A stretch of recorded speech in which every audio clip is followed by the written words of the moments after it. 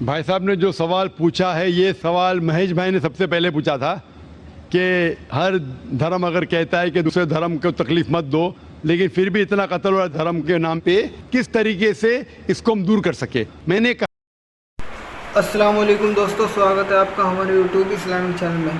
दोस्तों हाजिर हूँ मैं आपके साथ फिर एक और डॉक्टर जाकिर नाइक की क्वेश्चन आंसर से रिलेटेड वीडियो के लिए।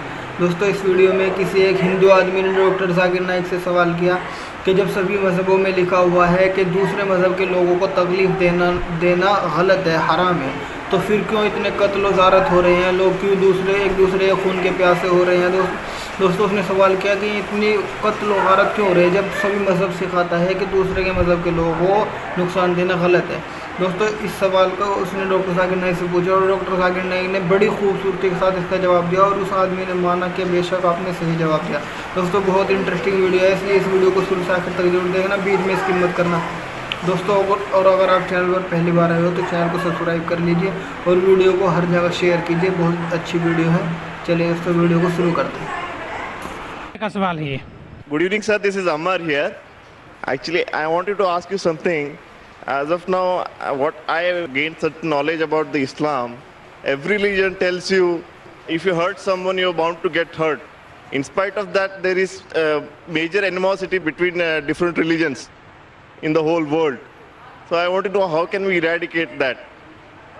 भाई साहब ने जो सवाल पूछा है, ये सवाल महेश भाई ने सबसे पहले पूछा था कि हर धर्म अगर कहता है कि दूसरे धर्म को तकलीफ मत दो, लेकिन फिर भी इतना कत्ल हुआ धर्म के नाम पे, किस तरीके से इसको हम दूर कर सके। मैंने कहा कि अक्सर मेरे हिसाब से जितने दंगे फसाद होते हैं उसके जिम्मेदार पॉलिटिशियन हैं, अपनी जाति फायदे के लिए धर्म के नाम पे दंगे फसाद करते हैं। इसीलिए हर हिंदू, हर मुसलमान अगर अपनी किताब को सही तरीके से पढ़े और उसके ऊपर अमल करे, ये दंगे फसाद दूर हो जाएंगे। जिस तरीके से कुरान मजीद में लिखा है, सूरह इमरान में सूरह नंबर 3 आयत नंबर 64 में, तालौ इला कलिमतिन सवाइन बैना बैनकुम, आओ हम उस बात की तरफ जो आप और हम में यकसा है।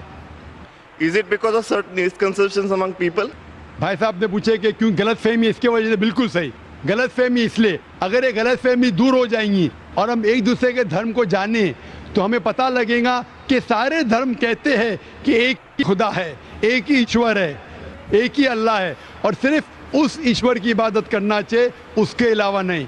इंशाअल्लाह भाईचारा बढ़ेगा और हम एक दूसरे को समझ पाएंगे और ये दंगे फसाद कतल बंद हो जाएंगे। Thank you, sir. और अब इस नशिस्त का आखिरी सवाल माइक नंबर 1 से। तौरेत, जबूर और इंजील। तौरेत मूसा अलैहिस्सलाम पे नाजिल हुआ, दाऊद अलैहिस्सलाम पर ये कौन सा तो जबूर, हाँ, और इंजील ईसा अलैहिस्सलाम पे नाजिल हुआ। तो अभी ये तीनों क्यों फॉर्म में नहीं है, मतलब है क्यों नहीं? कुरान है तो उसको मिक्सअप कर दिया लोगों ने और उसका फॉर्म क्यों नहीं है अभी? जबूर इंजील क्यों नहीं है वो किताब अभी? भाई साहब ने अच्छा सवाल पूछा कि अल्लाह ने नाजिल किया तोरा, फिर जबूर, फिर इंजील, अब ये सब क्यों नहीं, सिर्फ कुरान क्यों?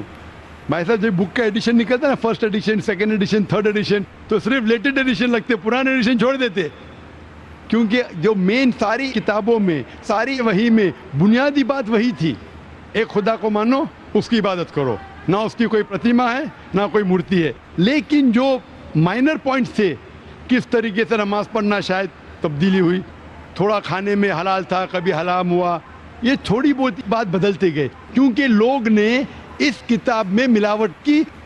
जब वही में मिलावट आने लगी तो अल्लाह ने एक नए पैगंबर को भेजा, फिर से उसको साफ करके। लेकिन जब अल्लाह ताला ने सोचा कि ये वक्त अभी सही वक्त है, आप पूछेंगे अल्लाह ताला ने कुरान क्यों नहीं सबसे पहले भेजा, तो मैं ये जवाब दूंगा, अल्लाह ताला जानते थे कि इंसानियत उस वक्त तैयार नहीं थी कुरान को हासिल करने के लिए।